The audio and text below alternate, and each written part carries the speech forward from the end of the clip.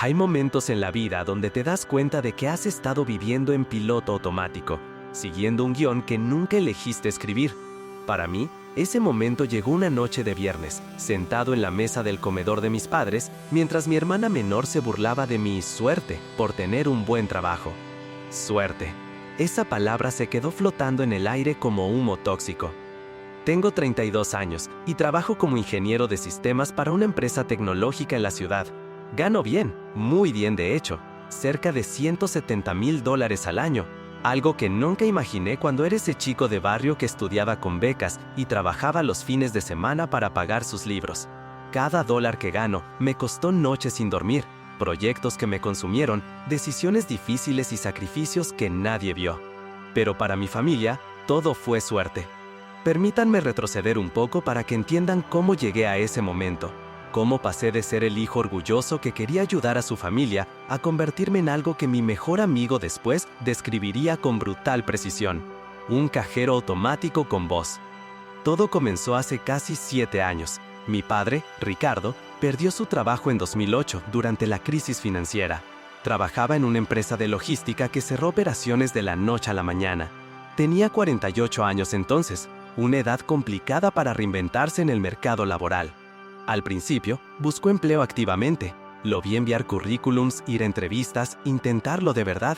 Pero con el tiempo, los rechazos lo fueron desgastando. Eventualmente, dejó de buscar. Simplemente, se rindió. Mi madre, Patricia, trabaja medio tiempo en una librería del centro. Es un trabajo que ama, rodeada de libros y clientes tranquilos, pero que paga apenas lo suficiente para cubrir la comida de la semana. Nunca fue una mujer ambiciosa en términos económicos. Su mundo siempre fue pequeño, cómodo, predecible. Y luego está mi hermana, Vanessa. Vanessa tiene 26 años y vive en una realidad paralela que construyó en redes sociales. En Instagram, es una influencer de estilo de vida con casi 40,000 seguidores. Sus fotos muestran una vida de cafés exclusivos, ropa de diseñador, viajes de fin de semana y esa estética perfectamente curada que hace que la gente piense que tiene dinero, mucho dinero.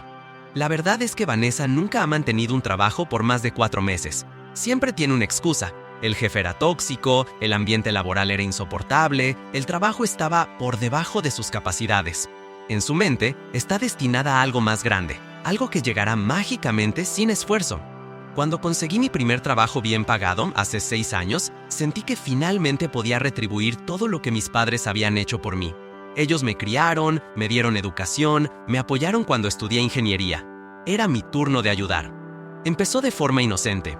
Mi padre necesitaba ayuda con el pago de la hipoteca un mes. Eran $2,000. Se los di sin pensarlo 2 veces.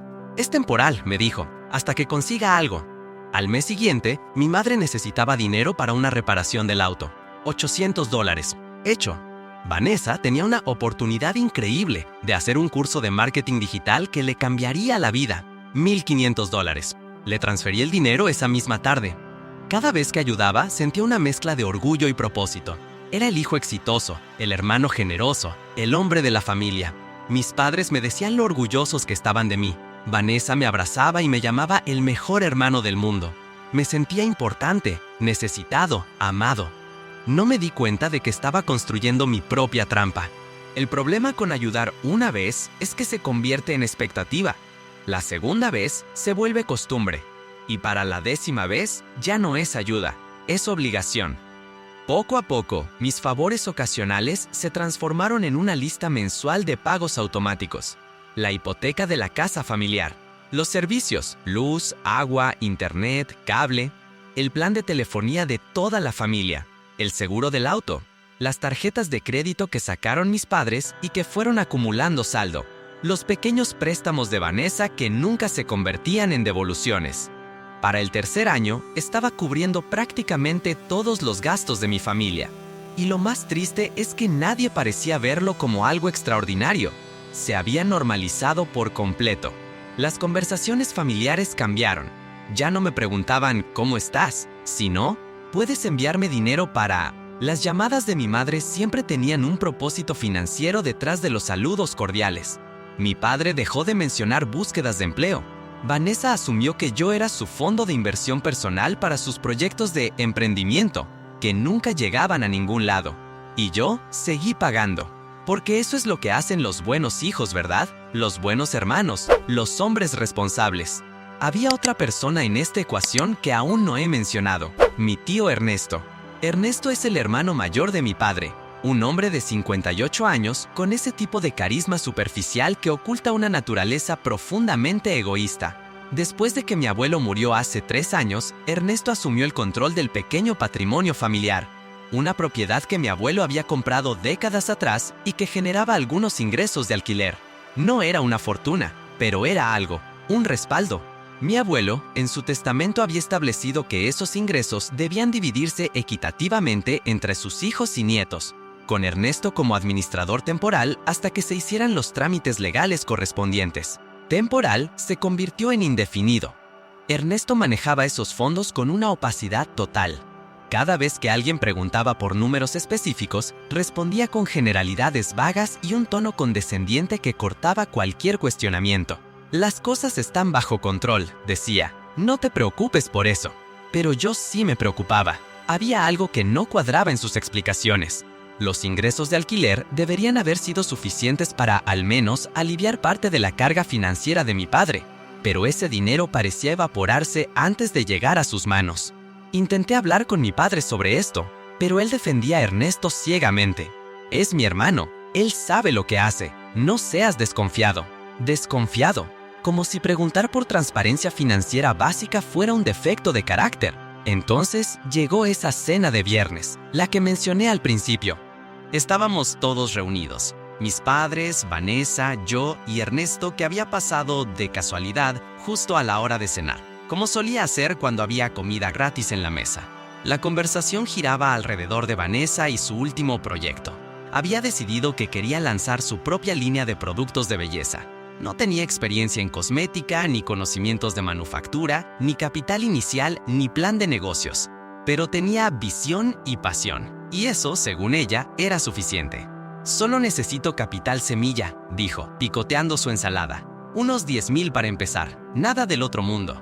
Mi madre la miraba con ojos brillantes de admiración. Ay, hija, qué emprendedora eres. Siempre has tenido ese espíritu. Mi padre asintió. Es bueno tener ambiciones. Ernesto sonrió con ese gesto paternalista suyo. Los jóvenes de ahora tienen ideas muy creativas. Todos me miraron entonces. La expectativa era palpable. No voy a financiar otro proyecto sin plan ni estructura, dije, manteniendo la voz calmada. Ya lo hemos hecho antes y nunca llegó a nada. El ambiente se enfrió instantáneamente. Vanessa dejó caer su tenedor con un sonido metálico exagerado. ¡Ay, por favor! Como si $10,000 fueran algo para ti. Tú que ganas un montón. No se trata de cuánto gane, respondí. Se trata de responsabilidad. Si quieres hacer un negocio, necesitas un plan real, no solo una idea bonita para Instagram. Claro, bufó ella. El señor perfecto que todo lo logró solito. Vanessa, intervino mi madre con tono apaciguador. No empieces. Pero Vanessa ya estaba lanzada. No, mamá, es que me tiene harta. Actúa como si fuera mejor que todos nosotros solo porque tuvo suerte de conseguir un buen trabajo. Suerte. Ahí estaba esa palabra otra vez. ¿Suerte?, repetí, sintiendo algo caliente y oscuro subir por mi pecho. ¿Te parece que fueron 5 años de universidad trabajando de noche, estudiando hasta las 3 de la madrugada, perdiendo vida social fue suerte? Bueno, tampoco es que seas un genio, replicó ella. Conociste a las personas correctas en el momento correcto. Eso es suerte, no talento. Mi padre carraspeó incómodo. Tal vez todos deberíamos calmarnos. Pero yo ya no estaba escuchando.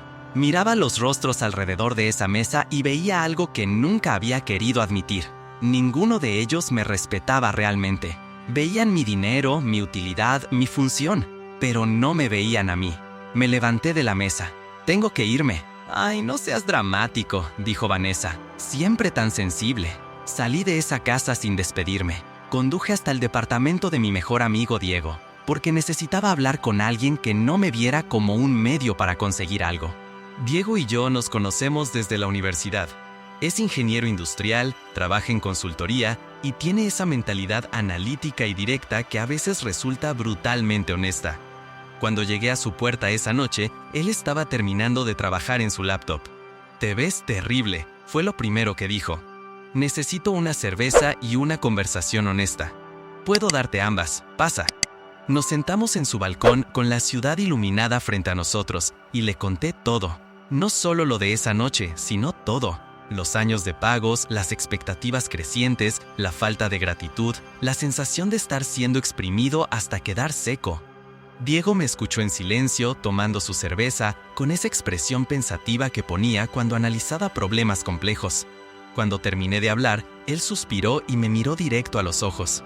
Amigo, tu familia no te ve como una persona, te ve como un cajero automático con voz. La crudeza de esa frase me golpeó como un puño en el estómago. Y lo peor, continuó Diego, es que tú se lo permitiste. Les enseñaste que podían tratarte así, y ahora están adictos a tu dinero como adictos a una droga. Son mi familia, dije débilmente. Exacto, son tu familia. Por eso esto duele tanto, y por eso es tan difícil de resolver. Pero respóndeme algo honestamente. ¿Cuándo fue la última vez que te trataron como familia y no como sponsor? No pude responder, porque no lo recordaba. Esa noche, en el balcón de Diego, algo cambió dentro de mí. No fue una decisión repentina ni un momento de iluminación dramático. Fue algo más sutil y más profundo. Me di cuenta de que había perdido mi vida tratando de salvar las vidas de personas que ni siquiera valoraban el sacrificio. Y por primera vez en años, me pregunté, ¿qué pasaría si simplemente dejara de hacerlo? No sabía entonces que esa pregunta estaba a punto de responderse de la forma más inesperada posible. Los siguientes días después de esa cena fueron extrañamente normales en la superficie, pero algo había cambiado en mí. Era como si alguien hubiera encendido una luz en una habitación que había estado oscura durante años, y ahora no podía dejar de ver toda la basura acumulada en las esquinas.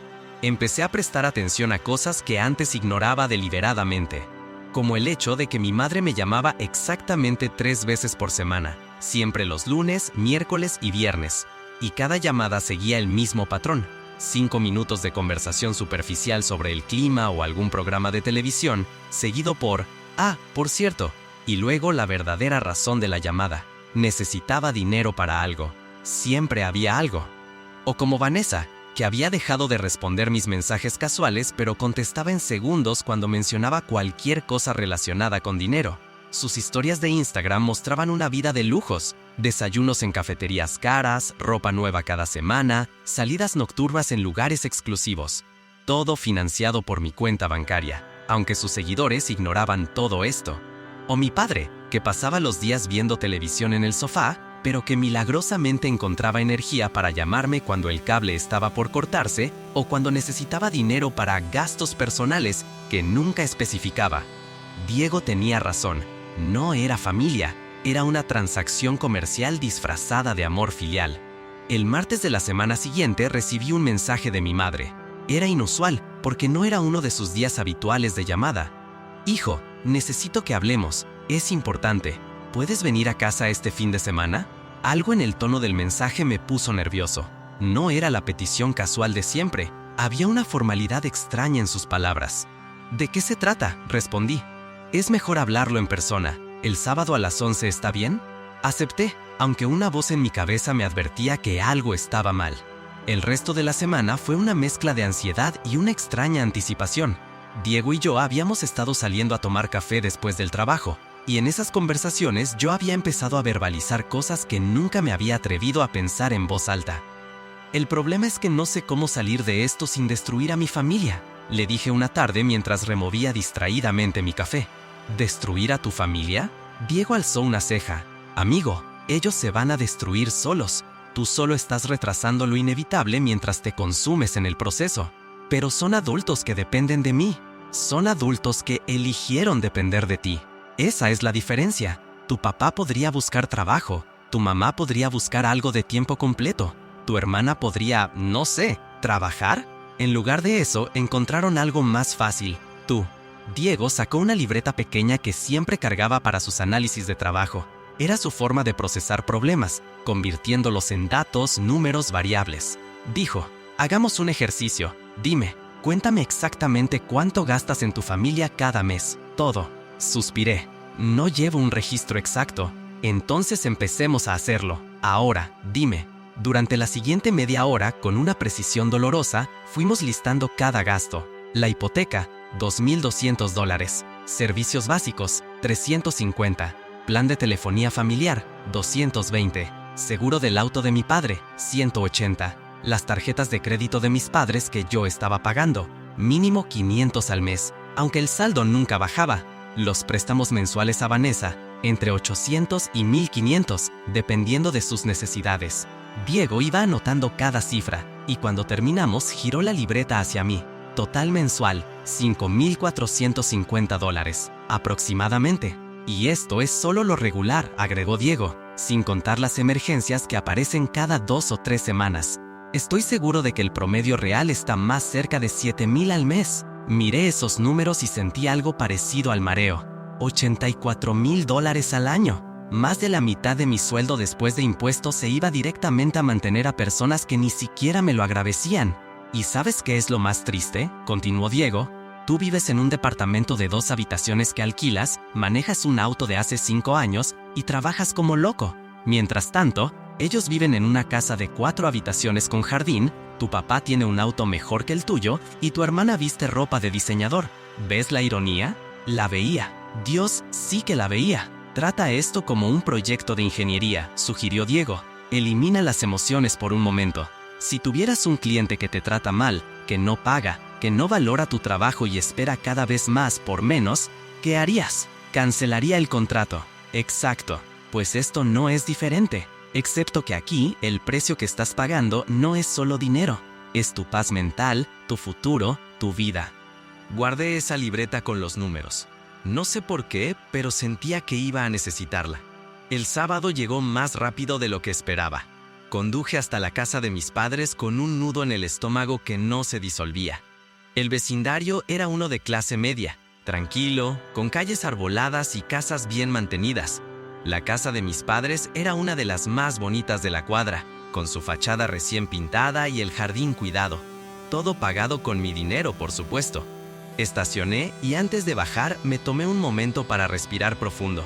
Solo escucha lo que tengan que decir, me dije a mí mismo.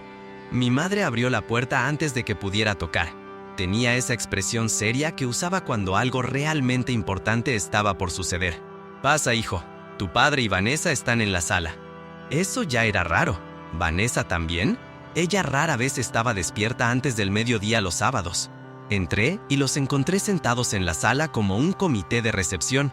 Mi padre en su sillón favorito, Vanessa en el sofá con su teléfono en la mano pero sin mirarlo, lo cual era aún más extraño. Había una tensión en el aire que podía cortarse con un cuchillo. Siéntate, por favor, dijo mi madre señalando el sillón individual. Me senté sintiendo como si estuviera en una entrevista de trabajo o en una junta de despido. Mi padre se aclaró la garganta. Era evidente que había estado ensayando este momento. Hijo, hemos estado hablando mucho como familia en los últimos días y hemos tomado una decisión. Es difícil, pero creemos que es lo mejor para todos. Mi corazón empezó a latir más rápido. ¿Lo mejor para todos? Creemos que es tiempo de que todos seamos más independientes, continuó. Has hecho mucho por nosotros durante estos años y lo apreciamos, pero hemos notado que últimamente has estado cuestionando nuestras decisiones, especialmente en cuanto al manejo del patrimonio de tu abuelo. Ahí estaba, tío Ernesto. Había pasado algo que yo no sabía. Durante la semana anterior, yo había enviado un correo electrónico a mi padre con algunas preguntas específicas sobre las cuentas del patrimonio. Nada agresivo, solo preguntas básicas. ¿Cuánto se estaba recibiendo mensualmente? ¿A dónde iba ese dinero? ¿Podíamos ver un estado de cuentas? Aparentemente ese correo había desatado algo. Tu tío Ernesto se sintió muy ofendido, dijo mi madre con un tono de reproche. Dice que lo estás acusando de cosas terribles sin pruebas. Solo hice preguntas legítimas, respondí tratando de mantener la calma. Como familiar y eventual beneficiario, tengo derecho a saber cómo se está manejando el patrimonio del abuelo. Tienes derecho cuando confías en tu familia, intervino Vanessa por primera vez, con ese tono de superioridad moral que dominaba tan bien. Miré a mi hermana con su ropa cara y su actitud de víctima y algo dentro de mí se quebró un poco más. ¿Y ustedes confían en mí?, pregunté, ¿o solo confían en mi cuenta bancaria? El silencio fue ensordecedor. Mi padre se puso rígido. Eso estuvo fuera de lugar. ¿Fuera de lugar? Papá, llevo 6 años financiando prácticamente toda tu vida. Nunca he pedido nada a cambio excepto un mínimo de transparencia sobre el dinero del abuelo. ¿Y de repente soy el malo de la película? Nadie dice que seas el malo, intervino mi madre. Solo decimos que necesitamos espacio. Espacio para resolver nuestros asuntos sin tu supervisión constante. Ahí estaba, la verdadera razón. Yo estaba haciendo preguntas incómodas, así que la solución era cortarme de la ecuación. Hemos decidido, continuó mi padre, que es mejor que por un tiempo no estés involucrado en los asuntos financieros de la familia. Ernesto manejará todo directamente con nosotros y buscaremos otras formas de cubrir nuestros gastos. Quise reír. Era tan absurdo que casi parecía una broma cruel. ¿Otras formas?, repetí. ¿Cómo otras? ¿Papá va a buscar trabajo después de 7 años? ¿Vanessa va a conseguir un empleo real? No tienes que ser tan despectivo, saltó Vanessa. Yo tengo mis proyectos, mi influencia en redes sociales. Tienes 40,000 seguidores que piensan que eres rica, Vanessa. Eso no paga las cuentas. Yo pago las cuentas. Ya no, dijo mi padre con una finalidad que me heló la sangre. Ya no tendrás que hacerlo. Eso es lo que estamos tratando de decirte. Queremos que te enfoques en tu vida y nosotros nos enfocaremos en la nuestra. Mi madre sacó un sobre de la mesa de centro y me lo extendió. Escribimos esto para que quede claro. Es mejor así, hijo. Sin resentimientos, sin tensiones. Un nuevo comienzo para todos. Tomé el sobre con manos temblorosas. Dentro había una carta breve, escrita a mano por mi madre con su caligrafía perfecta. Era cordial, casi fría en su cortesía. En esencia decía: agradecemos tu ayuda durante estos años, pero hemos decidido que es mejor manejar nuestras finanzas independientemente. Por favor, cancela todos los pagos automáticos y servicios a nuestro nombre. Te pedimos que respetes nuestra privacidad y no te involucres en asuntos del patrimonio familiar a menos que te lo solicitemos directamente.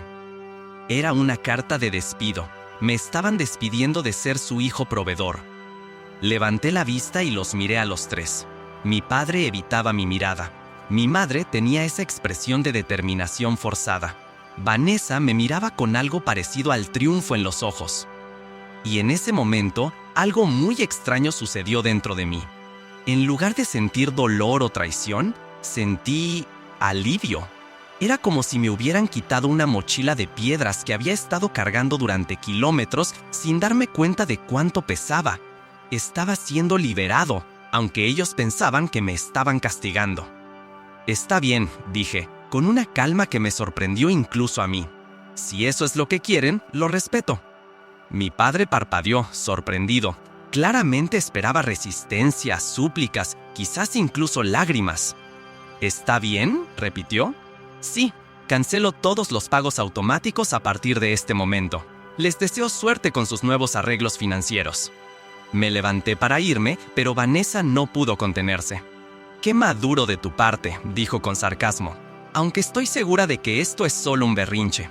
En 2 semanas estarás de vuelta rogando que te dejemos ayudar». La miré directamente. «No, Vanessa, no lo haré. Pero tú estarás rogando en 2 semanas. Solo que esta vez no habrá nadie del otro lado del teléfono». «¿Es una amenaza?», preguntó mi padre levantándose. «No, es un hecho. Ustedes tomaron su decisión. Yo respeto esa decisión. Ahora van a vivir con las consecuencias. Eso es todo». Salí de esa casa sin mirar atrás. Mis manos temblaban mientras encendía el auto, pero no era de miedo o tristeza, era adrenalina pura. Por primera vez en años, había establecido un límite, y se sentía increíble y aterrador al mismo tiempo. Conduje directamente al departamento de Diego. Cuando abrió la puerta y vio mi expresión, supo inmediatamente que algo había pasado. ¿Qué pasó? «Me despidieron», dije, y una risa histérica escapó de mi garganta. Mi familia me despidió de ser su proveedor. Le conté todo, cada palabra de esa reunión, cada expresión en sus rostros, la carta, todo. Diego se quedó en silencio por un largo momento, procesando. Luego, para mi sorpresa, sonrió. «¿Sabes qué? Esto es lo mejor que te pudo haber pasado». «¿Cómo que lo mejor?». «Porque ahora están haciendo esto por elección propia, no por una decisión tuya. No eres tú el que está abandonando a su familia. Son ellos los que te están sacando. Eso cambia todo. No entiendo. Diego se sirvió 2 vasos de whisky y me pasó uno. Escúchame. Si tú hubieras decidido cortar el apoyo financiero, serías el hijo cruel, el hermano desalmado, el que abandonó a su familia necesitada. Habrían jugado la carta de víctima durante años, pero ahora ellos tomaron la decisión, te echaron. Y cuando las cosas se pongan feas, y créeme, se van a poner muy feas, no van a poder culparte, porque esto fue idea de ellos. Empecé a ver su punto. Pero hay más, continuó Diego, con esa mirada analítica que indicaba que estaba varios pasos adelante en su pensamiento. Me dijiste que todo esto empezó porque hiciste preguntas sobre tu tío Ernesto y el patrimonio del abuelo, ¿verdad? Asentí. ¿Y te echaron específicamente después de esas preguntas? Amigo, ahí hay algo que no quieren que descubras. Y ahora que estás oficialmente fuera de los asuntos familiares, creo que es el momento perfecto para averiguar exactamente qué está pasando. ¿Qué estás sugiriendo? Diego se recostó en su silla con esa expresión de estratega que ponía cuando diseñaba soluciones complejas para sus clientes. Estoy sugiriendo que los dejemos hacer exactamente lo que dijeron que harían, manejar sus propias finanzas, sin tu ayuda, sin tu dinero, sin tu red de seguridad. Y mientras tanto, nosotros investigamos qué diablos está haciendo tu tío con el patrimonio del abuelo, porque apuesto lo que quieras a que hay irregularidades ahí, grandes irregularidades. No sé, Diego, esto se está volviendo ¿muy qué? ¿Confrontacional? Ya es confrontacional. Ellos dispararon primero. Lo único que estoy sugiriendo es que no te quedes como un blanco fácil. Mira, durante años dejaste que te trataran como un medio para un fin. Ahora tienes la oportunidad de recuperar tu vida y, de paso, asegurarte de que esas personas enfrenten las consecuencias de sus propias decisiones. No es venganza, es justicia, es rendición de cuentas. Me tomé el whisky de un trago, sintiendo cómo quemaba mi garganta. ¿Y cómo sugiere el ingeniero industrial que procedamos? Diego sonrió. Primero, mañana a primera hora, cancelas todo, cada pago automático, cada servicio, cada tarjeta, todo lo que esté en tu nombre o vinculado a tu cuenta bancaria.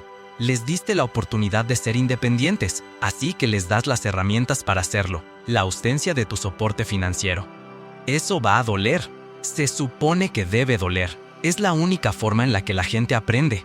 Segundo, necesitamos información, documentos legales del testamento de tu abuelo, estados de cuenta del fideicomiso, cualquier comunicación escrita sobre la administración del patrimonio. ¿Tienes acceso a algo de eso? Pensé por un momento. Mi abuelo me dio una copia de su testamento años atrás. Me dijo que era importante que todos los beneficiarios tuvieran una. Debe estar en alguna caja en mi closet. Perfecto, encuéntralo. Y luego necesitamos hablar con un abogado, solo para entender tus derechos como beneficiario y qué recursos legales tienes para solicitar una auditoría del fideicomiso. Esto se está volviendo grande, porque es grande, y algo me dice que apenas estamos rascando la superficie. Esa noche no dormí bien. Mi mente daba vueltas entre el alivio de estar libre y el miedo de lo que vendría, porque Diego tenía razón en algo. Se iba a poner feo, muy feo. Y una parte oscura de mí, una parte que nunca supe que existía, esperaba ese momento con una anticipación casi salvaje. Porque durante años yo había sido el que absorbía el impacto, el que sacrificaba, el que cedía. Ahora era el turno de ellos. El lunes por la mañana me desperté con una claridad mental que no había experimentado en años. Era como si alguien hubiera limpiado el parabrisas de mi vida y finalmente pudiera ver el camino con nitidez.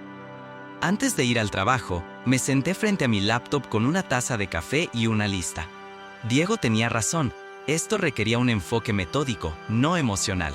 Así que haría exactamente lo que sabía hacer mejor. Tratar esto como un proyecto con entregables específicos y una línea de tiempo clara. Fase 1. Cortar todos los vínculos financieros. Abrí mi banca en línea y empecé a revisar cada pago automático configurado en mi cuenta. La lista era más larga de lo que recordaba. Hipoteca de la casa familiar, 2,200 mensuales. Plan de telefonía familiar, 5 líneas, $220. Servicios de streaming, Netflix, HBO, Spotify familiar, $65. Seguro del auto de mi padre, $180. Pago mínimo tarjeta de crédito de mi padre, $250. Pago mínimo tarjeta de crédito de mi madre, $180. Servicios básicos de la casa, luz, agua, gas, $350 promedio. Internet y cable, $120. Total, $3,565 en pagos automáticos mensuales, sin contar las transferencias ocasionales que hacía cuando me llamaban con emergencias. Uno por uno, fui cancelando cada configuración. Cada clic del mouse se sentía como romper una cadena. La hipoteca fue la más difícil. Mi dedo se quedó suspendido sobre el botón de cancelar pago programado durante casi un minuto completo. Pero luego, recordé la expresión triunfante en el rostro de Vanessa cuando dijo que yo estaría rogando en 2 semanas. Clic. Cancelado. Luego vinieron las tarjetas de crédito. Aquí había algo que ni siquiera Diego sabía todavía. Hacía 3 años, mis padres me habían convencido de agregarlos como usuarios autorizados en una de mis tarjetas de crédito solo para emergencias. Esa tarjeta ahora tenía un saldo de casi $8,000, todo en compras que ellos habían hecho. Llamé al banco. Necesito remover a 2 usuarios autorizados de mi cuenta y solicitar tarjetas de reemplazo. Por supuesto, señor. ¿Puedo preguntar el motivo? Las tarjetas fueron comprometidas. Técnicamente no era mentira. Habían sido comprometidas por mi propia familia. En cuestión de minutos, las tarjetas en posesión de mis padres serían rechazadas en cualquier comercio. Las nuevas tarjetas llegarían solo a mi dirección en 5 días hábiles. Luego llamé a la compañía telefónica. Necesito cancelar un plan familiar y transferir mi línea a un plan individual. Entendido, señor. Solo para confirmar, esto significa que las otras 4 líneas quedarán sin servicio al final de su ciclo de facturación actual, que es en 3 días. Correcto. ¿Desea notificar a los otros usuarios del cambio? No será necesario. Ellos ya están informados. Otra mentira técnica. Pero me habían pedido espacio e independencia. Solo estaba respetando sus deseos. El proceso completo me tomó 2 horas. 2 horas para desmantelar 6 años de dependencia financiera. Cuando terminé, me recosté en mi silla y solté un suspiro largo y profundo. Mi teléfono vibró. Era un mensaje de mi madre. Buenos días, hijo. ¿Cómo estás? Era extraño, cordial pero extraño. Como si nada hubiera pasado el sábado. Como si no me hubieran entregado una carta de despido familiar hacía apenas 2 días. No respondí. En cambio, le envié un mensaje a Diego. Fase 1 completada. Todos los pagos cancelados. Los fuegos artificiales empiezan en 72 horas. Su respuesta fue inmediata. Perfecto. ¿Encontraste el testamento? Esta noche busco en mi closet. Bien, tengo un contacto, un abogado especializado en sucesiones. Le mencioné tu caso, sin nombres, y está interesado en hablar. ¿Libre el jueves en la tarde? Confirmo después. Guardé el teléfono y me preparé para ir al trabajo. Tenía una presentación importante esa semana y necesitaba enfocarme. Irónico, mi familia me había acusado de estar demasiado involucrado en sus asuntos, cuando la realidad era que yo nunca había dejado que sus dramas afectaran mi desempeño laboral. Ese era mi escape, mi zona de control en medio del caos. Los siguientes 2 días transcurrieron en una calma tensa. Mi madre me envió otro mensaje el martes. ¿Todo bien? Que también ignoré. Vanessa publicó en Instagram una foto de un brunch costoso con el texto «Viviendo mi mejor vida». La ubicación era un restaurante donde el plato más barato costaba $35. Me pregunté cuántos de esos Best Life Moments quedarían cuando su tarjeta fuera rechazada. El miércoles por la noche, Diego vino a mi departamento con pizza y cervezas. Habíamos quedado en revisar juntos los documentos del testamento. Tardé casi 1 hora en encontrar la caja correcta en el fondo de mi closet. Estaba etiquetada como «Documentos importantes, abuelo», con mi letra de años atrás. Dentro había fotografías viejas, algunas cartas que mi abuelo me había escrito cuando estaba en la universidad y un sobre manila grueso con el sello de un despacho legal. Nos sentamos en la mesa del comedor y extendimos los documentos. El testamento de mi abuelo era un documento de 18 páginas, redactado con esa prosa legal densa que requería leer cada oración 3 veces para entender su significado. Pero Diego, con su mente analítica, empezó a descomponerlo en términos simples. Ok, Esto es básicamente lo que dice, explicó, señalando secciones específicas. Tu abuelo dejó su propiedad principal, el edificio de apartamentos en el centro, en un fideicomiso familiar. Los ingresos de renta de ese edificio debían dividirse de la siguiente manera: 40% para tu padre, 40% para tu tío Ernesto y el 20% restante dividido equitativamente entre los nietos, o sea, tú y Vanessa. Eso significa que yo debería estar recibiendo 10% de los ingresos totales. Exacto. Y según este documento, el edificio tiene 6 unidades. ¿Tienes idea de cuánto se cobra de renta por unidad en esa zona? Saqué mi laptop y busqué el edificio en sitios de bienes raíces. La zona se había revalorizado significativamente en los últimos años.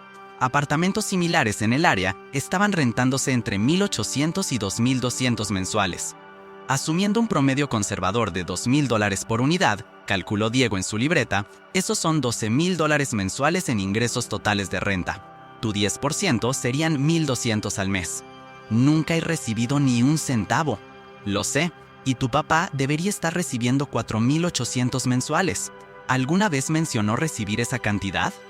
Pensé en todas las conversaciones sobre dinero con mi padre. Las constantes quejas sobre no tener suficiente, sobre cuentas que no podían pagar, sobre la necesidad de mi ayuda. Jamás. De hecho, siempre actuaba como si no tuviera ningún ingreso aparte del apoyo que yo le daba. Diego señaló otra sección del testamento. Y mira esto. El testamento específicamente establece que el administrador del fideicomiso, tu tío Ernesto, debe proporcionar estados de cuenta trimestrales a todos los beneficiarios. ¿Has recibido alguno? Nunca. ¿Y tu papá? Si los recibió, nunca los mencionó.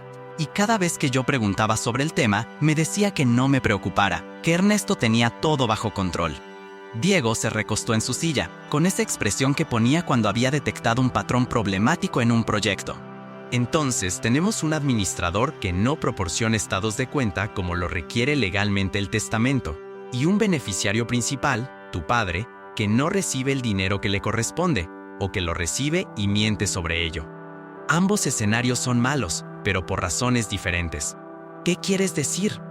Escenario 1. Ernesto está robando directamente del fideicomiso y tu padre es una víctima ignorante. Escenario 2. Ernesto y tu padre están en esto juntos, dividiendo el dinero de alguna manera y ocultando los ingresos reales mientras te ordeñan a ti para mantener el estilo de vida de toda la familia. La posibilidad del escenario 2 me golpeó como un puñetazo en el estómago. ¿Mi propio padre siendo cómplice de un fraude contra mí? Parecía demasiado cruel, demasiado calculado. Pero entonces recordé algo. Un año atrás, había estado en la casa de mis padres cuando llegó una carta del despacho legal que manejaba el fideicomiso. Mi padre la había tomado rápidamente, diciendo que era solo papeleo aburrido y la había guardado en su estudio sin abrirla frente a mí. En ese momento no le di importancia. Ahora ese recuerdo tenía un peso completamente diferente. Necesitamos pruebas, dije. No puedo acusar a mi familia de fraude basándome en sospechas. Por eso vamos a ver al abogado mañana. Él nos puede decir exactamente qué documentos tienes derecho a solicitar como beneficiario y cómo hacerlo de forma legal.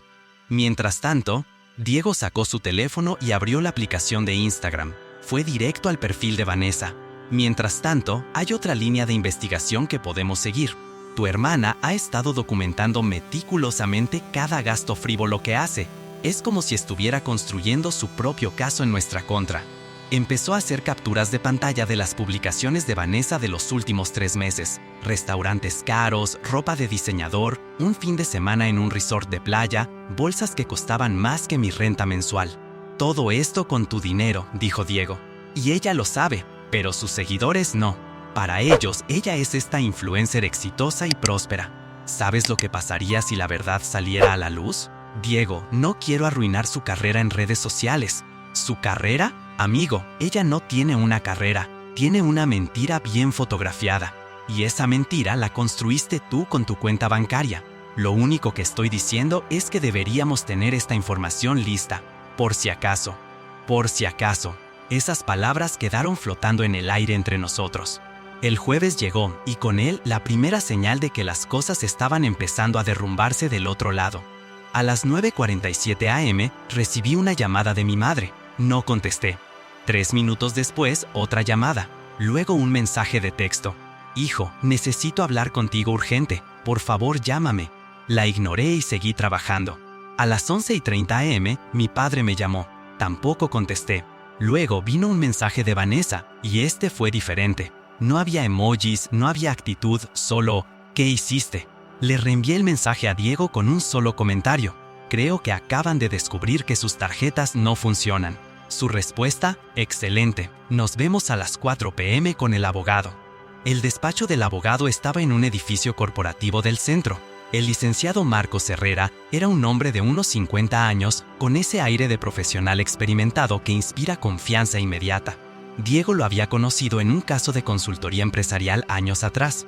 Le expliqué la situación completa. El testamento, la falta de estados de cuenta, las sospechas sobre Ernesto, mi papel como beneficiario que nunca había recibido un centavo y el reciente despido de mi familia. Herrera escuchó sin interrumpir, tomando notas ocasionales en una libreta legal. Cuando terminé, se quitó los lentes y los limpió pensativamente. Hay varios problemas legales aquí, dijo finalmente. Primero, como beneficiario del fideicomiso, tienes derecho absoluto a solicitar estados de cuenta completos. El administrador no puede negarse. Si lo hace, eso por sí solo es causa suficiente para solicitar su remoción ante un juez. ¿Qué tan complicado es ese proceso? Depende de si el administrador coopera o no. Si se niega a proporcionar la información, podemos solicitar una orden judicial. Con esta orden, no solo obtendremos los estados de cuenta, sino que un auditor independiente revisará todas las transacciones del fideicomiso desde que tu abuelo falleció. ¿Y si encuentran irregularidades? Herrera me miró directamente. Si encuentran que el administrador malversó fondos, eso no es solo causa de remoción, es un delito penal. Dependiendo de las cantidades involucradas, podría enfrentar cargos por fraude, apropiación indebida o incluso peculado si el fideicomiso tiene ciertas características legales. El aire en la oficina se sintió más pesado. Necesito que entiendas algo, continuó Herrera. Una vez que inicias este proceso, no hay vuelta atrás. Las relaciones familiares se van a fracturar, probablemente de forma permanente. Necesitas estar seguro de que estás dispuesto a llegar hasta el final. Miré a Diego, quien me devolvió la mirada sin expresión. Era mi decisión. Pensé en mi padre, quien había dejado de buscar trabajo hace años y prefirió vivir de mi esfuerzo. En mi madre, quien llamaba solo cuando necesitaba dinero. En Vanessa, quien me llamó suertudo y menospreciaba todo por lo que había trabajado. En Ernesto, quien probablemente había estado robando el patrimonio de mi abuelo durante años mientras todos hacían la vista gorda. Y pensé en mí. En el hombre de 32 años que había sacrificado su presente y su futuro para mantener a flote a personas que no lo valoraban. En las relaciones que nunca formé porque estaba demasiado ocupado siendo el salvador de mi familia. En los sueños que pospuse porque mi dinero tenía que ir a otro lado. Quiero empezar el proceso, dije. ¿Qué necesita de mí? Herrera asintió. Primero, voy a redactar una carta formal a tu tío Ernesto, en mi calidad de tu representante legal, solicitando los estados de cuenta completos del fideicomiso de los últimos 3 años. Le daremos 15 días para responder. Si no responde o se niega, procedemos con la solicitud de orden judicial. ¿Y mientras tanto? Mientras tanto, documenta todo. Cada interacción con tu familia, cada mensaje, cada llamada. Si te contactan solicitando ayuda financiera, guarda esos mensajes. Si hacen acusaciones o amenazas, guárdalas. Todo puede ser relevante. Salimos del despacho con un plan claro y una línea de tiempo definida. Herrera enviaría la carta el viernes. Ernesto tendría hasta el último día de mes para responder. Mientras caminábamos al estacionamiento, Diego me puso una mano en el hombro. ¿Cómo te sientes? Honestamente, no lo sé. Es como si hubiera activado una bomba de tiempo y ahora solo estoy esperando la explosión. La explosión ya empezó, dijo Diego, mostrándome su teléfono. Mira. Era un mensaje de Vanessa publicado en Twitter 30 minutos atrás. Cuando descubres que la gente que creías que te amaba, en realidad solo quiere controlarte. #familia tóxica. Soy independiente. No pude evitar reír. La ironía era demasiado perfecta. Ella literalmente no entiende nada, dije. Oh, va a entender, respondió Diego con una sonrisa oscura. Todos van a entender muy pronto. Y créeme, la lección va a ser inolvidable. Esa noche, mientras yacía en mi cama mirando el techo, mi teléfono vibró constantemente. 17 llamadas perdidas, docenas de mensajes de texto. Algunos suplicantes, otros acusatorios, todos desesperados. No respondí ninguno, porque había aprendido algo fundamental en las últimas semanas. El silencio no es cruel, el silencio es un límite. Y después de años de no tener ninguno, finalmente estaba construyendo muros donde solo había puertas abiertas. La tormenta estaba apenas comenzando, pero por primera vez en años, yo no estaba en el centro de ella tratando de mantener a todos a salvo. Estaba afuera, mirando cómo se desataba, sabiendo que las consecuencias que venían no eran mi responsabilidad. Era de ellos, y solo de ellos. El fin de semana fue un ejercicio de autocontrol. Mi teléfono no dejaba de vibrar con llamadas y mensajes que yo sistemáticamente ignoraba. Para el domingo por la noche, tenía 43 llamadas perdidas y 82 mensajes sin leer. Finalmente, el domingo a las 10 p.m., cedí y abrí los mensajes. No para responder, sino para documentar, como me había aconsejado el abogado Herrera. Los mensajes de mi madre habían evolucionado a lo largo del fin de semana. Viernes 2:15 p.m. Hijo, mi tarjeta fue rechazada en el supermercado. ¿Hay algún problema con la cuenta? Viernes 6:47 p.m.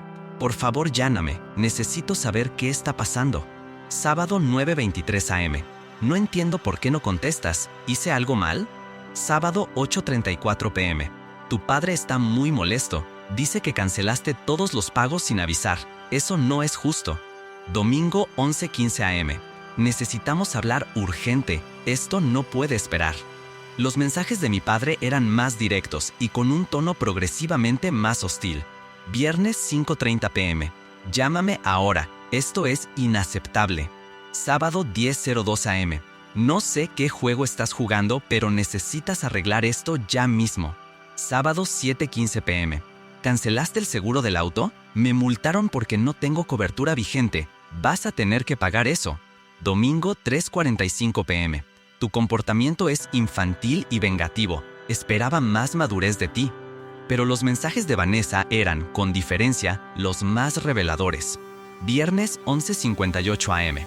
¿Qué demonios? Mi tarjeta no funciona. Viernes 3:22 p.m. ¿En serio? Me dejaste en ridículo en el restaurante. Tuve que llamar a una amiga para que pagara. Sábado 1:15 a.m. Eres un maldito resentido. ¿Todo esto porque te hicimos un par de comentarios? Eres patético. Sábado 4:33 p.m. Mamá está llorando por tu culpa. Espero que estés feliz. Domingo 9:47 a.m. Ok, ya entendimos el punto. Ya puedes dejar el drama y arreglar las cuentas. Domingo 6:28 p.m. Contesta el maldito teléfono. Tomé capturas de cada mensaje y los guardé en una carpeta etiquetada Documentación Familiar en mi nube. Diego tenía razón. Cada interacción era evidencia de un patrón. El lunes por la mañana me sentía extrañamente tranquilo. Era como si hubiera cruzado algún umbral psicológico y ya no me afectaba emocionalmente el caos que estaba ocurriendo del otro lado. Estaba observando desde fuera, como un científico estudiando un experimento en desarrollo. A las 11 a.m. recibí un correo electrónico de Herrera confirmando que había enviado la carta formal a Ernesto, solicitando los estados de cuenta del fideicomiso. Una copia de la carta había sido enviada también a mi padre, como beneficiario principal. Esto va a acelerar las cosas, decía el correo de Herrera. Prepárate para reacciones intensas. No tuve que esperar mucho. A las 2:37 p.m., mi teléfono sonó con un número desconocido. Normalmente no contestaba llamadas de números que no reconocía, pero algo me dijo que esto era diferente. ¿Hola? ¿Qué demonios crees que estás haciendo? Era la voz de Ernesto. Nunca lo había escuchado tan furioso. Hola tío, ¿cómo estás? No me vengas con cortesías falsas. Recibí una carta de un abogado. ¿Un abogado en serio? ¿Vas a llevar esto a ese nivel? No tienes derecho a nada. Tu abuelo me dejó a mí como administrador porque confiaba en mí, no en ti. Eres un nieto entrometido que no conoce su lugar. La rabia en su voz era palpable, pero debajo de ella detecté algo más: miedo. El testamento es muy claro sobre los derechos de los beneficiarios, dije con calma. Si no hay nada que ocultar, no veo por qué sería un problema proporcionar la información. Esto es culpa de tu amiguito, ¿verdad? Ese tal Diego. Tu padre me contó que él te está metiendo ideas en la cabeza. Siempre fuiste un buen chico hasta que ese tipo apareció. Era fascinante cómo intentaba manipularme usando exactamente las mismas técnicas que probablemente habían funcionado durante años. Culpar a otros, apelar a la nostalgia de cómo eras antes, hacerme sentir que yo era el problema. Diego no tiene nada que ver con esto. Esto es entre tú, yo y la ley. ¿La ley?, se burló. ¿Sabes cuánto te va a costar llevar esto a tribunales? Miles de dólares en honorarios legales. ¿Y para qué? ¿Para destruir a tu familia por un berrinche? No es un berrinche pedir transparencia sobre el patrimonio de mi abuelo. Tu abuelo no querría esto. Estaría decepcionado de ti. Esa fue la gota que derramó el vaso. Usar la memoria de mi abuelo como arma emocional era una línea que no debió cruzar. Mi abuelo, dije, dejando que el hielo se filtrara en mi voz, estableció claramente en su testamento que todos los beneficiarios tenían derecho a estados de cuenta trimestrales. Él valoraba la transparencia y la honestidad. Así que no, tío, no creo que estuviera decepcionado de mí. Creo que estaría decepcionado de ti por no cumplir con sus instrucciones explícitas durante 3 años. Hubo un silencio pesado del otro lado de la línea. «Vas a arrepentirte de esto», dijo finalmente, con una voz baja y amenazante. «Tu familia va a sufrir por tu egoísmo. Mi familia ya está sufriendo. La pregunta es ¿por qué, si supuestamente hay suficiente dinero del fideicomiso para sostenerlos?» Colgué antes de que pudiera responder. Mis manos temblaban ligeramente por la adrenalina, pero no era miedo. Era algo más cercano a la satisfacción de, finalmente, después de años, haber dicho lo que necesitaba decirse. Le envié un mensaje de texto a Diego. Ernesto acaba de llamar. Está furioso y asustado. Su respuesta llegó en segundos. Perfecto. La gente asustada comete errores. Sigue documentando todo. Esa noche, Diego vino a mi departamento con una bolsa de comida tailandesa y su laptop. «Tenemos que hablar sobre la otra línea de investigación», dijo mientras servía la comida. «Tus finanzas personales. ¿Qué pasa con ellas? Específicamente, esa tarjeta de crédito donde agregaste a tus padres como usuarios autorizados. Dijiste que tenía un saldo de $8,000, ¿verdad? Algo así. Necesito que revises cada cargo de los últimos 6 meses, cada uno, y me digas cuáles no reconoces o cuáles definitivamente no hiciste tú». Pasamos las siguientes 2 horas revisando el estado de cuenta de esa tarjeta. Lo que descubrimos fue peor de lo que había imaginado. No eran solo $8,000. Revisando más atrás, el patrón se volvió claro.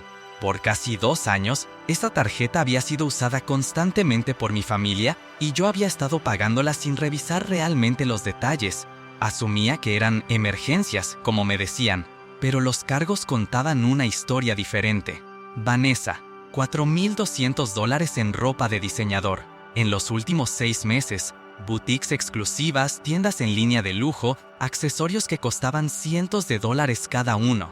Mi madre, $2,800 en spas, salones de belleza, tratamientos faciales, masajes, gastos semanales que acumulaban silenciosamente. Mi padre, $3,100 en un club de golf privado que yo ni siquiera sabía que frecuentaba. Cuotas mensuales, equipamiento, clases particulares. Ernesto, esta fue la más impactante. $5,600 en casinos en línea y sitios de apuestas deportivas. Pequeñas transacciones de $50 a $200, pero constantes, casi diarias. Diego fue anotando cada categoría en su libreta, haciendo cálculos. En total, solo en esta tarjeta, en los últimos 2 años, has pagado, hizo una pausa dramática, aproximadamente $38,000 en gastos que no eran tuyos y que definitivamente no eran emergencias. Sentí como si me hubieran golpeado en el estómago. $38,000, repetí en voz baja. Y esto es solo una tarjeta. ¿Tienes otras? Revisamos mis otras 2 tarjetas de crédito. Por suerte, esas no tenían usuarios autorizados adicionales. Pero encontramos algo más. Transferencias directas desde mi cuenta de cheques a las cuentas de miembros de mi familia que yo había autorizado años atrás y olvidado cancelar. Pequeñas cantidades, $200 aquí, $300 allá, pero automáticas y mensuales. Cuando terminamos el análisis completo, el total era devastador. En los últimos 3 años, había transferido o pagado aproximadamente $185,000 a mi familia. Eso sin contar el valor de los servicios que cubría directamente, como la hipoteca y los seguros. Casi $200,000, dijo Diego, recostándose en el sofá. Podrías haber pagado completamente un departamento con ese dinero, o invertirlo y estar en camino a retirarte temprano, o literalmente cualquier cosa excepto financiar el estilo de vida de personas que te llamaron suertudo. No dije nada. No había palabras. Mira, continuó Diego con un tono más suave. Sé que esto es duro, pero necesitas ver estos números. Necesitas entender la magnitud de lo que te hicieron. Porque cuando empiecen a llamarte cruel o egoísta o vengativo, vas a necesitar recordar esto. Esto no es venganza. Esto es justicia. Es rendición de cuentas. Es consecuencias. Esa noche no pude dormir. Seguía viendo esos números en mi mente. $185,000. Casi $200,000. Años de trabajo, de esfuerzo, de sacrificio, convertidos en tratamientos de spa, ropa de diseñador, apuestas en línea, membresías de golf. Y cuando pedí algo tan básico como transparencia sobre el patrimonio de mi abuelo, me echaron. El martes por la mañana llegó un email de mi madre. Era largo, emotivo, lleno de referencias a mi infancia, a todo lo que habían hecho por mí, a cómo la familia debía permanecer unida. Terminaba con: por favor, hijo, no destruyas esta familia por orgullo. Podemos hablar y resolver esto como adultos. Le reenvié el email a Herrera con una nota. ¿Debo responder? Su respuesta fue inmediata. No. Cualquier comunicación debe pasar por mí. Si respondes directamente, pueden usar tus palabras en tu contra. Déjame manejar esto. Pero el miércoles, las cosas escalaron de una forma que no esperaba. Recibí una llamada de mi jefa, Sandra. Hola, ¿tienes un minuto? Necesito hablar contigo. Mi corazón se aceleró. Sandra nunca llamaba a menos que fuera importante. Fui a su oficina y ella cerró la puerta detrás de mí, lo cual era mala señal. Recibimos una llamada extraña esta mañana, dijo, sentándose en su escritorio, de alguien que se identificó como tu padre. Estaba preocupado por ti. Dijo que has estado bajo mucho estrés últimamente y que quería asegurarse de que estuvieras recibiendo el apoyo necesario en el trabajo. Sentí la sangre subir a mi cabeza. ¿Mi padre había llamado a mi trabajo? ¿Qué? Fue todo lo que pude decir. Fue una conversación incómoda, continuó Sandra. También mencionó algo sobre problemas familiares y cuestionó si tu estado mental actual era compatible con las responsabilidades de tu puesto. Obviamente le dijimos que no podíamos discutir tu situación laboral con él, pero necesito preguntarte, ¿está todo bien? Había cruzado una línea. Mi padre había intentado sabotear mi carrera profesional. Sandra, ¿qué? Fue todo lo que pude decir. Fue una conversación incómoda, continuó Sandra. También mencionó algo sobre problemas familiares y cuestionó si tu estado mental actual era compatible con las responsabilidades de tu puesto. Obviamente le dijimos que no podíamos discutir tu situación laboral con él, pero necesito preguntarte, ¿está todo bien? Había cruzado una línea. Mi padre había intentado sabotear mi carrera profesional. Sandra, estoy pasando por una situación familiar complicada, pero te aseguro que no está afectando mi trabajo en absoluto. De hecho, mis últimas evaluaciones han sido excelentes y todos mis proyectos están en tiempo y forma. Lo sé, y eso es exactamente lo que le dije, pero necesitaba verificar contigo. ¿Hay algo de lo que deba preocuparme? No, y lamento mucho que te hayan contactado de esta forma. No volverá a suceder. Sandra asintió. Ok, y solo para que lo sepas, documentamos la llamada. Si vuelve a suceder, tomaremos medidas más formales. Salí de esa oficina temblando de rabia. Había tolerado muchas cosas, pero intentar destruir mi reputación profesional era imperdonable. Le envié un mensaje a Diego. Mi padre llamó a mi trabajo tratando de hacerme quedar como mentalmente inestable. Esto se está yendo al diablo. Su respuesta: eso es bueno. ¿Bueno?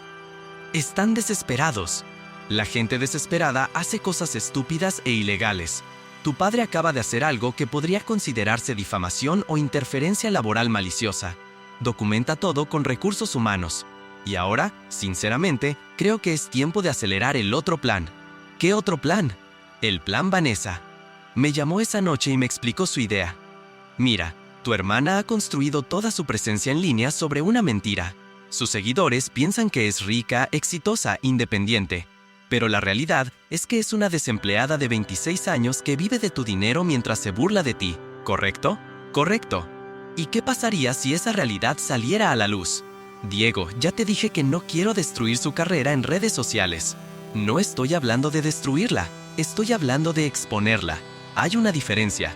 Mira, hice una investigación.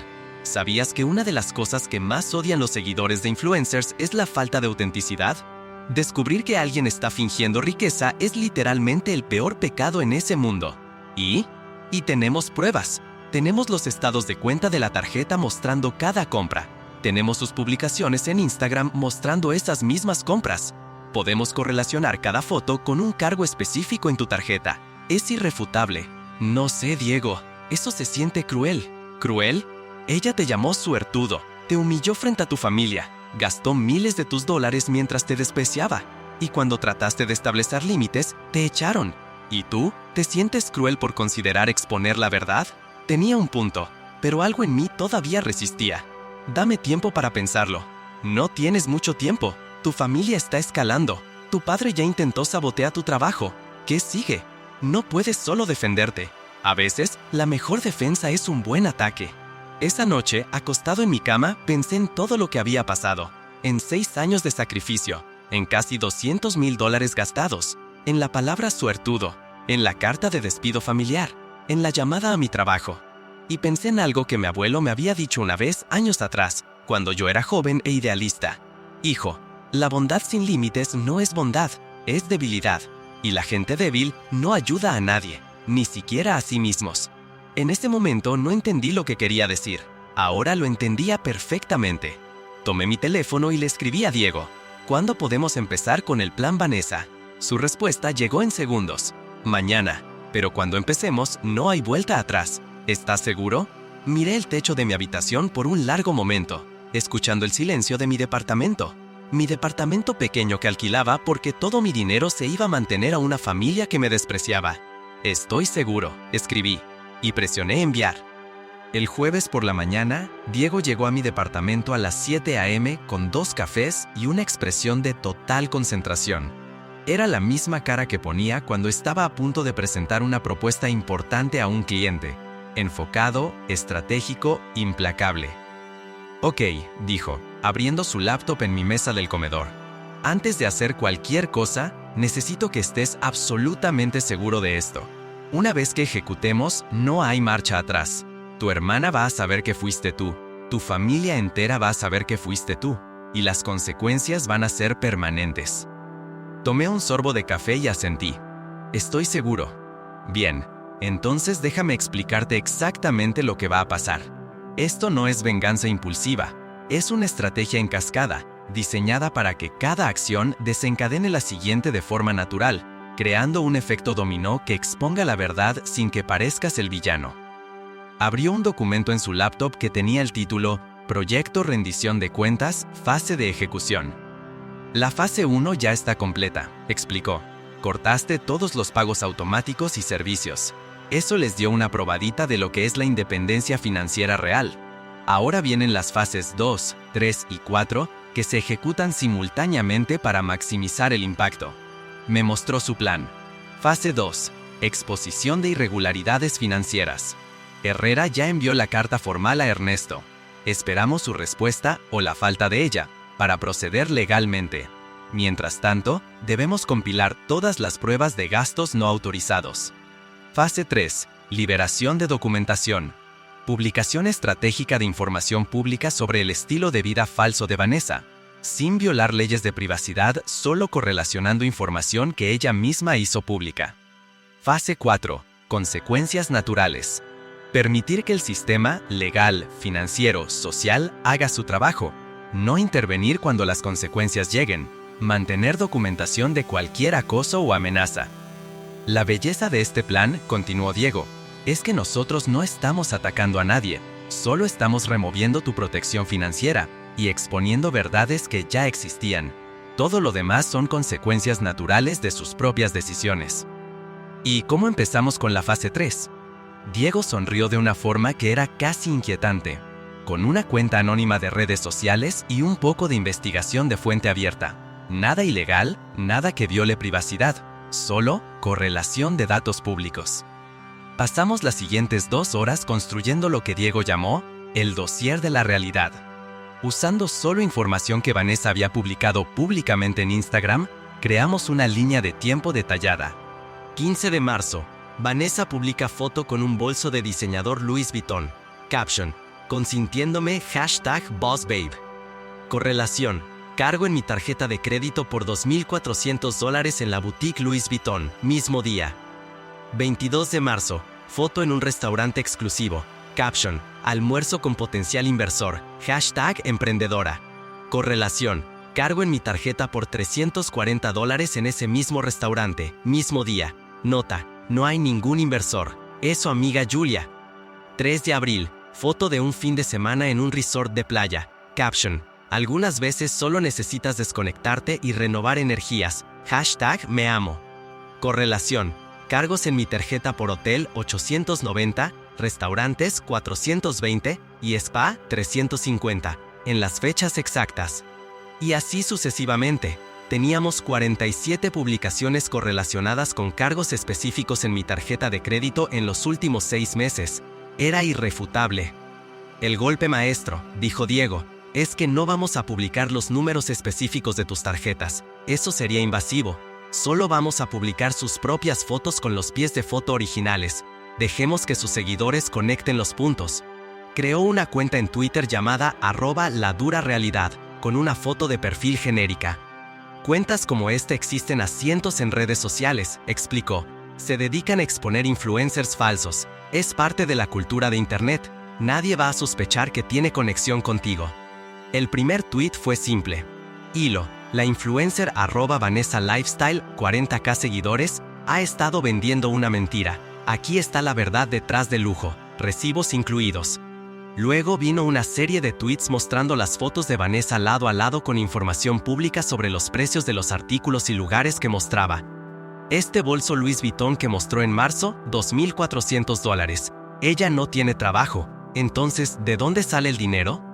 Este almuerzo de negocios con inversores es un restaurante de $150 por persona. Spoiler, no hay inversores, solo amistades siendo financiadas por alguien más. 3 retiros de bienestar en 6 meses, cada uno costando más de $2,000. Para alguien sin ingresos verificables, eso es interesante. El hilo terminaba con: no hay nada malo en recibir ayuda financiera. Lo malo es mentir sobre tu vida para vender una fantasía a seguidores que creen que eres exitosa por tus propios méritos. Eso es fraude emocional. #falso influencer.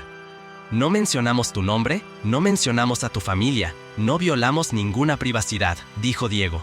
Solo compilamos información que ella misma hizo pública y agregamos contexto. ¿Y ahora? Ahora esperamos, y mientras esperamos, ejecutamos el resto del plan. Esa tarde recibí un email de Herrera. Ernesto había respondido a la carta formal, pero su respuesta era insuficiente. Básicamente decía que estaba dispuesto a proporcionar un resumen general de las finanzas del fideicomiso en algún momento futuro, cuando tuviera tiempo de compilar la información. No proporcionaba fechas específicas, no adjuntaba ningún documento y el tono era condescendiente. Esto no cumple con los requisitos legales, escribió Herrera. Voy a proceder con la solicitud de orden judicial para auditoría completa del fideicomiso. Esto va a llevar entre 3-4 semanas, pero una vez que tengamos la orden, él no podrá negarse sin enfrentar cargos por desacato. Le di a Herrera luz verde para proceder. El viernes por la mañana, el hilo de @ladurarealidad sobre Vanessa había explotado. Tenía más de 15,000 retweets, 42,000 likes y estaba en los trending topics locales. Los comentarios eran brutales. Y yo aquí matándome en 2 trabajos mientras ella finge que es rica con dinero de alguien más. Esto es exactamente por qué no confío en influencers. Todo es mentira. ¿Quién está financiando esto? ¿Algún sugar daddy? ¿Su familia? Necesito saber. Unfollowed. No puedo con la falta de autenticidad. Para el mediodía, Vanessa había perdido casi 8,000 seguidores. Su último post, una foto posando con ropa de diseñador, con el pie de foto "Viviendo mi verdad", tenía cientos de comentarios preguntando sobre el hilo, acusándola de fraude, exigiendo explicaciones. Ella no respondió a ninguno. En lugar de eso, puso su cuenta en privado. Pero era demasiado tarde. Las capturas de pantalla ya circulaban. Otros blogs y cuentas de chismes habían recogido la historia. Influencer local expuesta por estilo de vida falso era el titular en varios sitios. Mi teléfono explotó con llamadas de mi familia. Vanessa dejó un mensaje de voz llorando. Sé que fuiste tú. Sé que tú hiciste esto. ¿Cómo puedes ser tan cruel? Arruinaste mi vida. Mi madre dejó 3 mensajes, cada uno más desesperado. Por favor, hijo, para esto. Tu hermana está devastada. Sea lo que sea que estés haciendo, para. Podemos arreglar esto como familia. Mi padre fue más directo. Esto es guerra. Si querías guerra, la tendrás. No respondí ninguna llamada. En lugar de eso, guardé cada mensaje de voz como archivo de audio y los respaldé en mi nube. Diego vino esa noche, con pizza y cervezas, pero el ambiente era más sombrío que celebratorio. ¿Cómo te sientes?, preguntó. Honestamente, no lo sé. Una parte de mí siente satisfacción de que finalmente haya consecuencias, pero otra parte se siente culpable. Vanessa sonaba destrozada en ese mensaje. Está destrozada porque la atraparon, no porque hizo algo malo, señaló Diego. Si realmente le importara la honestidad o la integridad, nunca habría construido toda su presencia en línea sobre una mentira. Lo que lamenta es la exposición, no las acciones. Lo sé, pero sigue siendo mi hermana. ¿Una hermana que te llamó suertudo, que gastó casi $50,000 de tu dinero en 6 meses mientras te despreciaba y que celebró cuando te echaron de la familia? ¿Esa hermana? No tenía respuesta para eso. El fin de semana fue tenso. Recibí un email de mi madre que era diferente a los anteriores. No había súplicas ni apelaciones emocionales. Era una amenaza legal apenas velada. Nuestro abogado nos ha informado que lo que le hiciste a Vanessa podría constituir difamación y acoso cibernético. Estamos considerando nuestras opciones legales. Además, papá está explorando acciones por tu cancelación unilateral de servicios que dependían de ti, lo cual nos causó daños económicos. Te sugerimos que reconsideres tu curso de acción antes de que esto escale legalmente. Le reenvié el email a Herrera con una nota. ¿Tienen algún caso? Su respuesta me tranquilizó. 0. La verdad es defensa absoluta contra difamación, y nada de lo publicado violó leyes de privacidad. En cuanto a los servicios, no existía ningún contrato legal que te obligara a mantenerlos. Eran donaciones voluntarias que podías terminar en cualquier momento. Esto es intimidación legal vacía, ignórala. Pero el lunes trajo algo que no esperaba, un email de la empresa de administración del edificio de apartamentos de mi abuelo. Estimado señor, nos contactamos por orden judicial que nos requiere proporcionar todos los registros financieros del edificio de su propiedad para los años 2022-2025. Esto incluye registros de inquilinos, pagos de renta, gastos de mantenimiento y todas las transacciones relacionadas. Los documentos serán entregados al tribunal en la fecha indicada. Si usted es parte interesada en este proceso legal, puede obtener copias a través de su representante legal. Herrera había actuado rápido. La orden judicial ya estaba en efecto. Le envié el email a Diego. Su respuesta fue: ahora sí se puso interesante. En 2 semanas vamos a saber exactamente cuánto dinero ha estado robando Ernesto. Esas 2 semanas fueron las más extrañas de mi vida. Externamente todo parecía normal. Iba al trabajo, hacía mis proyectos, salía con amigos. Pero internamente sabía que algo masivo estaba a punto de explotar. Vanessa intentó reiniciar su cuenta de Instagram con un post largo y emotivo sobre salud mental, ataques en línea y personas envidiosas tratando de derribarla. No mencionó nada sobre la veracidad de las acusaciones. Los comentarios fueron mixtos, pero había perdido casi 15,000 seguidores en total. Su carrera como influencer estaba efectivamente terminada. Mi padre fue multado por conducir sin seguro válido después de que yo cancelara su póliza. La multa era de $850 más la suspensión de su licencia hasta que obtuviera nuevo seguro. Según mi madre, en uno de sus muchos emails que yo no respondía, esto era culpa mía y yo debía hacerme responsable. Los servicios básicos de la casa familiar fueron cortados por falta de pago. Mi madre tuvo que hacer arreglos de emergencia para restablecer la electricidad, lo cual requería depósitos y cargos de reconexión. Total, casi $600 que ellos no tenían. Era exactamente lo que Diego había predicho, un efecto cascada de consecuencias. Y luego llegó el día que cambiaría todo. Recibí una llamada de Herrera un martes por la tarde. Su voz sonaba tensa pero profesional. necesito que vengas a mi oficina. Ahora, si es posible. Recibimos los documentos de la auditoría del fideicomiso. Y... es malo, muy malo, pero necesito explicártelo en persona. Una hora después estaba sentado en su oficina, con Diego a mi lado. Herrera tenía frente a él una pila de documentos de al menos 3 pulgadas de alto. Ok, comenzó. Ni siquiera sé por dónde empezar. Tu tío Ernesto no solo ha estado malversando fondos, ha estado operando un esquema de fraude sistemático durante casi 3 años. Abrió los documentos principales y empezó a explicar. El edificio de apartamentos tenía 6 unidades, todas rentadas. El ingreso mensual promedio era de $12,400.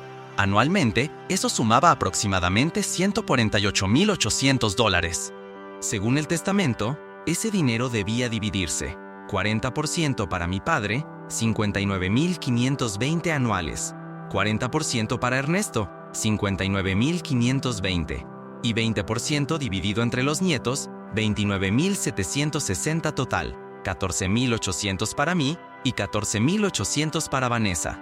Pero aquí está lo que realmente pasó, continuó Herrera, señalando números específicos. Ernesto reportó a tu padre que el edificio solo generaba $6,800 mensuales, no $12,400. Alegaba altos costos de mantenimiento, inquilinos morosos, reparaciones constantes. Basándose en esos números falsos, le daba a tu padre aproximadamente $2,700 al mes, que es el 40% de $6,800. Entonces, mi padre sí estaba recibiendo dinero del fideicomiso. Sí, pero menos de la mitad de lo que debía recibir. Tu padre pensaba que los ingresos del edificio eran bajos. No sabía que Ernesto le estaba mintiendo sobre las cifras reales. ¿Y el resto del dinero? Herrera sacó más documentos. Ernesto creó una cuenta bancaria separada, no reportada, donde depositaba la diferencia. En 3 años, desvió aproximadamente $168,000 del fideicomiso a esa cuenta personal. El número me golpeó como un martillo. $168,000. Casi lo mismo que yo había gastado en mi familia. ¿En qué gastó ese dinero?, preguntó Diego. Herrera consultó otros documentos.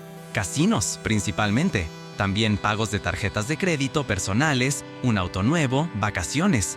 Básicamente, tenía un ingreso secreto de $4,600 mensuales que usaba para financiar un estilo de vida que no podía sostener con su salario real. ¿Esto es un delito, verdad?, pregunté. Múltiples delitos: fraude, malversación de fondos fiduciarios, falsificación de documentos, porque también alteró algunos registros para ocultar las discrepancias. Dependiendo de cómo el fiscal quiera manejarlo, estamos hablando de entre 5 a 10 años de prisión si es declarado culpable. El cuarto quedó en silencio mientras procesábamos la magnitud de esto. ¿Y mi padre?, pregunté finalmente. ¿Él sabía? Basándome en la evidencia, no parece que tu padre supiera sobre el fraude. Era víctima también, aunque obviamente debió haber cuestionado más las cifras, pero legalmente no parece haber sido cómplice. Eso era un alivio, extrañamente. Mi padre era muchas cosas: perezoso, manipulador, aprovechado, pero no un criminal activo. ¿Cuáles son los próximos pasos?, preguntó Diego. Tengo que presentar este informe al tribunal. Una vez presentado, el juez revisará los hallazgos y determinará si hay suficiente evidencia para remover a Ernesto como administrador y potencialmente referir el caso al fiscal. Basándome en lo que tenemos aquí, estoy seguro de que ambas cosas sucederán. ¿Y el dinero robado? ¿Se puede recuperar? Podemos demandar por restitución. Ernesto tendrá que devolver los fondos al fideicomiso. Si no tiene el dinero, y sospecho que no lo tiene, dado sus gastos en casinos, podrían embargar sus activos, su casa, su auto, sus cuentas bancarias, todo. Su vida va a ser destruida, dije en voz baja. Su vida va a enfrentar consecuencias legales apropiadas por sus acciones criminales, corrigió Herrera. Hay una diferencia. Salimos de esa oficina en silencio. En el estacionamiento, Diego finalmente habló. ¿Sabes lo que esto significa, verdad? ¿Qué? Vas a recuperar tu dinero. Bueno, parte de él. Los $14,880 anuales que deberías haber estado recibiendo durante 3 años, más intereses. Y tu padre va a descubrir que podría haber estado recibiendo el doble de lo que recibía. Todo este tiempo, él pensó que necesitaba tu ayuda porque el fideicomiso no generaba suficiente. Pero la realidad es que Ernesto le estaba robando. Era cierto, la narrativa completa estaba a punto de cambiar. Esa noche, escribí algo que nunca pensé que escribiría: un email a mi familia. No era largo ni emotivo, era factual y directo. Familia. Como sabrán, solicité una auditoría del fideicomiso del abuelo. Los resultados están listos. Ernesto ha estado malversando fondos del fideicomiso durante 3 años. El edificio genera casi el doble de lo que él les reportó. Ha desviado aproximadamente $168,000 a cuentas personales que usó para gastos en casinos, entre otras cosas. Papá, deberías haber estado recibiendo $4,960 al mes del fideicomiso, no $2,700. Te robaron $2,260 mensuales durante 3 años. Eso es $81,360 que deberían haber sido tuyos. Yo debería haber recibido $1,240 mensuales. Nunca recibí nada. Eso es $44,640 que me corresponden. El informe ha sido presentado al tribunal. Ernesto será removido como administrador y probablemente enfrentará cargos criminales. Ahora entienden por qué hice preguntas. Ahora entienden por qué no confié ciegamente. Y ahora entienden por qué me echaron. Porque Ernesto sabía que si yo seguía preguntando, eventualmente descubriría esto. No espero disculpas, pero sí espero que reconozcan que cada acción que tomé estaba justificada. El nuevo administrador del fideicomiso será designado por el tribunal. Asegúrense de actualizar su información bancaria para recibir los pagos correctos en el futuro. No planeo tener más contacto con Ernesto. En cuanto al resto de ustedes, eso depende de si pueden tratarme con el respeto básico que merezco. Presioné enviar antes de poder arrepentirme. Las respuestas llegaron rápido. Mi madre llamó llorando, pero esta vez era diferente. No estaba pidiendo dinero ni defendiendo a nadie. Estaba en shock. No sabíamos. Dios mío, no teníamos idea. Tu tío, ¿cómo pudo? Mi padre envió un email de una sola línea. Necesitamos hablar, por favor. Vanessa no respondió. Y Ernesto envió un mensaje de texto amenazante que inmediatamente reenvía a Herrera y que probablemente solo empeoró su situación legal. 2 semanas después, estaba sentado en la sala de mi departamento con Diego, bebiendo cerveza y viendo un partido de fútbol, cuando recibí la notificación. El tribunal había removido oficialmente a Ernesto como administrador. Un administrador profesional neutral había sido designado, y la oficina del fiscal había abierto una investigación criminal. ¿Cómo te sientes?, preguntó Diego. Pensé en la pregunta. ¿Cómo me sentía? Libre, dije finalmente. Por primera vez en 6 años me siento completamente libre. ¿Y tu familia? He hablado brevemente con mi mamá. Ella está procesando todo. Creo que realmente no sabía lo del fraude de Ernesto. Mi papá quiere reunirse para hablar, pero aún no estoy listo. ¿Y Vanessa? Bueno, ella eliminó todas sus redes sociales y aparentemente está buscando un trabajo real por primera vez en años. ¿Y el dinero que te deben del fideicomiso? El nuevo administrador dice que recibiré los pagos atrasados en cuotas durante el próximo año, una vez que se resuelvan los aspectos legales. No son los $44,000 completos, porque hay costos legales y administrativos, pero recuperaré la mayor parte. Diego levantó su cerveza. Por la justicia y por las consecuencias. Choqué mi botella contra la suya. Por las consecuencias. Pasaron 6 meses. Las cosas no se arreglaron mágicamente con mi familia. No hubo una reconciliación emotiva ni un momento de película donde todos se disculparon y nos abrazamos. Pero hubo cambios. Mi padre consiguió un trabajo. No es glamuroso, es gerente de turno en una ferretería. Pero es trabajo honesto y él parece genuinamente orgulloso de estar contribuyendo de nuevo. Hemos tomado café 2 veces. Las conversaciones son incómodas, pero son honestas. Es un comienzo. Mi madre trabaja tiempo completo ahora en una librería diferente, con mejor paga. Me llama ocasionalmente, pero las llamadas son reales. Me pregunta cómo estoy, no cuánto puedo enviarle. Es extraño, pero bueno. Vanessa consiguió trabajo en marketing para una empresa pequeña. Borró todas sus cuentas de redes sociales y, según mi madre, está yendo a terapia. No hemos hablado directamente, pero me envió un email hace 2 meses. Era corto. Tenías razón sobre todo, lo siento. Algún día espero que podamos hablar. No respondí todavía, quizá algún día. Ernesto fue declarado culpable de malversación de fondos y fraude. Recibió 4 años de prisión, con posibilidad de libertad condicional después de 2. Su casa fue embargada para pagar la restitución. Honestamente no siento nada cuando pienso en él. Ni satisfacción ni lástima, solo nada. Yo recuperé casi $38,000 del fideicomiso en pagos atrasados. No son los 44,000 completos, pero es más de lo que esperaba. Este dinero fue directo a inversiones. Ya no soy el salvador de nadie. Ahora estoy construyendo mi propio futuro. Conocí a alguien hace 3 meses. Se llama Andrea, es arquitecta, y cuando le conté mi historia familiar, versión resumida, ella me dijo algo que nunca olvidaré. Las personas que realmente te aman nunca te harían elegir entre tu felicidad y su comodidad. Tiene razón. Diego sigue siendo mi mejor amigo y mi voz de razón. Cuando ocasionalmente siento culpa o dudo de las decisiones que tomé, él me recuerda los números. $185,000 en 3 años, 0 gratitud, 0 respeto. Y eso me centra de nuevo. Algunas noches, cuando estoy solo en mi departamento, el mismo departamento pequeño que alguna vez me avergonzaba, me siento en el balcón con una cerveza y reflexiono sobre todo esto. ¿Destruí a mi familia? No, ellos estaban destruyendo solos. Yo solo dejé de sostenerlos mientras lo hacían. ¿Fui cruel? No, fui justo. Hay diferencia. ¿Me arrepiento? De muchas cosas. Me arrepiento de haber esperado tanto tiempo. Me arrepiento de haber permitido que me trataran como cajero automático durante años. Me arrepiento de no haber valorado mi propio bienestar antes. Pero no me arrepiento de haber establecido límites. No me arrepiento de exigir rendición de cuentas. Y definitivamente no me arrepiento de haberme liberado. Porque al final, la lección más importante que aprendí fue esta. El amor no significa sacrificarte hasta desaparecer. El amor saludable tiene límites, expectativas y respeto mutuo. Y cualquier cosa menos que eso no es amor. Es explotación disfrazada de familia. Mi abuelo tenía razón. La bondad sin límites no es bondad, es debilidad. Y yo ya no soy débil. Soy libre.